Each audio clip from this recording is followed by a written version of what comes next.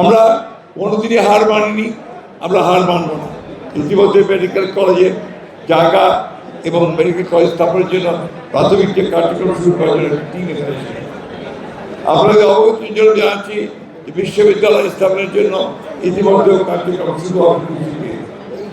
আমি আসার আগেই আমি এখানকার আমাদের ঢাকার যে সিভিল এভিয়েশন মিনিস্টার আছেন তার সঙ্গে কথা বলেছি, ঠাকুরা এয়ারপোর্টকে চালু করা যায় কি ফিজিবিলিটি দেখা। আমরা কথা বলেছিলাম, সেই লক্ষ্যে আমরা কাজ শুরু করেছি। আমাদের কিন্তু এখনো 15 দিনও পাওয়া হয়, অর্থাৎ আমরা কিন্তু যে লক্ষ্যে পৌঁছতে চাই সেই লক্ষ্যে পৌঁছানোর জন্য আমরা অত্যন্ত দ্রুততার সঙ্গে কাজ করে যাচ্ছি। আমরা ইতিমধ্যেই সবাই জানেন যা আমাদের প্রধানমন্ত্রী ঠাকুরগা এসেছিলেন, তিনি বলেছেন কৃষকদের 10,000 টাকা কৃষি ঋণ সুদ সহ মকুব করে দেওয়া হবে। তিনি কৃষকদের 10,000 টাকা কৃষি ঋণ সুদ সহ মকুব করে দেওয়া হয়েছে, গতবারে সেটা আপনার পাশ করা হয়েছে। সুতরাং আমরা যে কথাগুলো বলেছিলাম সেই কথাগুলো বাস্তবায়িত করার লক্ষ্যে আমরা দ্রুততার সঙ্গে এগিয়ে যাচ্ছি। আমাদের সবসময় মনে রাখতে হবে যে আমরা একটা অভ্যুত্থানের মধ্য দিয়ে, আমরা অনেক রক্তপাতের মধ্য দিয়ে আমরা একটা নতুন বাংলাদেশ সৃষ্টি করবার প্রত্যয় নিয়ে আজকে এগিয়ে চলেছি।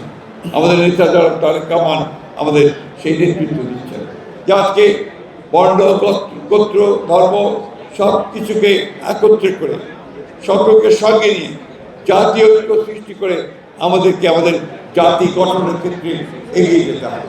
আমরা কোনোদিনই হার মানিনি, আমরা হার মানব না। আমরা 1971 সালে আমাদের স্বাধীনতার যে চেতনা, 90-এর যে চেতনা এবং 52-র যে চেতনা এবং সবশেষে আমাদের জুলাই যুদ্ধের যে চেতনা, সেই চেতনাকে ধারণ করে আমরা আমাদের জাতি গঠনের সামনের দিকে এগিয়ে যাব। বিকাশ পেমেন্টে 10,000 টাকার বেশি অফার, শপিং চলছে তো।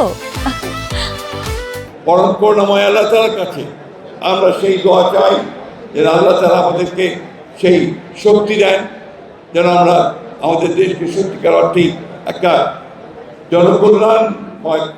জনকল্যাণকর একটা রাষ্ট্রে পরিণত করতে পারি, সব মানুষের মুখে হাসি ফোটাতে পারি। এই প্রত্যয় নিয়ে আসুন আমরা আমাদের সামনের দিকে এগিয়ে যাই।